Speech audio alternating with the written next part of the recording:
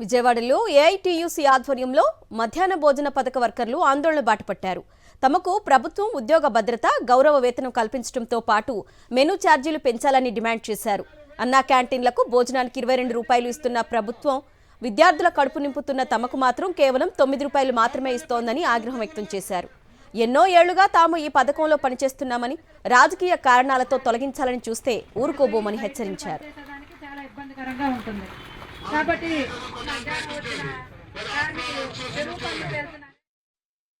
ఈరోజు రాష్ట్రంలో ఏదైతే మధ్యాహ్న భోజన పథకంలో డొక్కా సీతమ్మ మధ్యాహ్న భోజన పథకంలో పనిచేస్తున్నటువంటి దాదాపు 86,500 మంది పేద మహిళా కార్మికులు తినడానికి తిండి లేక ఈరోజు 20 సంవత్సరాల నుండి నెలకు 3,000 వేతనంతో ఈరోజు పనిచేస్తూ ఉన్నారు.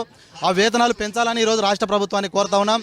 ఏదైతే రాష్ట్ర ప్రభుత్వం డొక్కా సీతమ్మ మధ్యాహ్న భోజన పథకం అని ఒక గొప్ప మానవతావాది, ఒక అన్నపూర్ణదేవిగా పిలుచుకున్నటువంటి డొక్కా సీతమ్మ పేరును పెట్టడం మేము గర్విస్తూ ఉన్నాం. అదేవిధంగా నాణ్యమైన భోజనం వడ్డించాలనేటువంటి ఆలోచనలను కూడా మేము గౌరవిస్తూ ఉన్నాం.